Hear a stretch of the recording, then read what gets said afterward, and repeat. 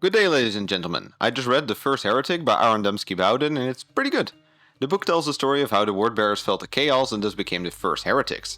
It starts at the raising of Monarchia and shows how the Wordbearers slowly discover and embrace a new faith. Then everything eventually comes together during the Dropsite Massacre on Isfahan 5.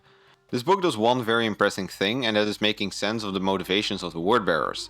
It's very simple to write the Wordbearers off as a bunch of religious zealots and leave them at that, but this book makes them into quite believable characters. By the end of the book, you will at least understand why they did what they did, and you might even have some sympathy for them. One of the reasons for this is that it does a great job of making you feel the loss and the grief that the Wordbearers felt at Monarchia. Their entire worldview is shattered while all their previous achievements are turned into failures.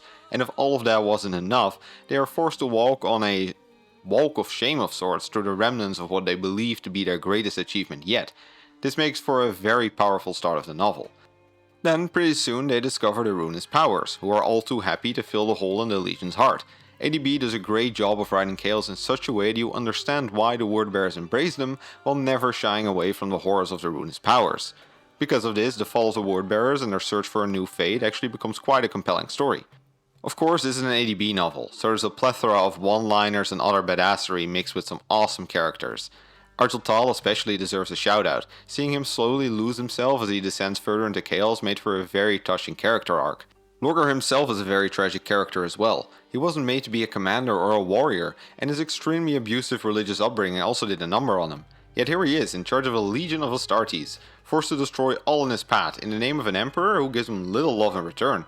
This makes Lorgar into a miserable being, consumed by insecurities and desperation that you can't help but feel sorry for. Especially near the end, there's a scene where we see him on Isfahan as he truly realizes what he has done, and I can tell you, this is about as heartbreaking for Lorgar as it is for the reader. Furthermore, ADB's talent for world building shines again, as this book does an excellent job at fleshing out the lore of Chaos, demons and the Warp. If you've ever wondered what the Warp really is, or if you've ever wanted to know what it's like to be possessed by a demon, this book has got you covered. What makes it especially cool is that we get to learn all of this alongside of the Wordbearers.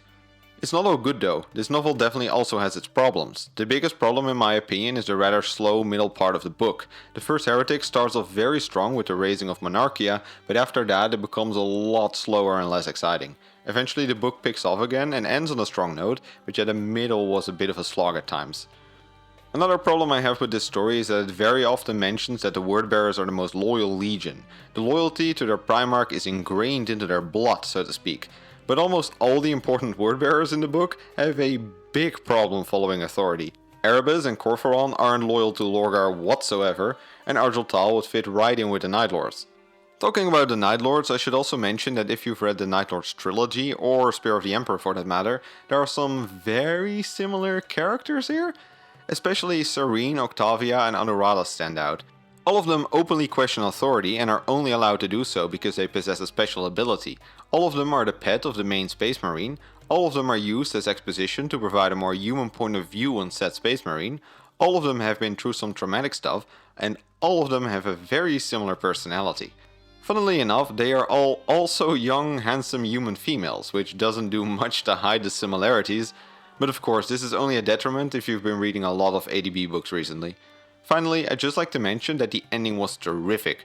I won't say more to avoid spoilers, but I can guarantee you that this is an ending that you won't forget anytime soon. All in all, I give this book 4 out of 5 burning cities. It's a heartbreaking story with some very badass and memorable moments. The middle can be a bit boring, but the ending is definitely worth it. I definitely recommend it for everyone interested in Chaos or the Wordbearers. Anyway, that was all I got for you today. Have a nice day, and don't forget your daily prayers to the Ruinous Powers. If you liked this video, please consider subscribing and click ringing the bell to appease the Great Horned Rat. For more lore content, please check my main channel and leave any book recommendations in the comments down below. I gotta get back to reading the next book.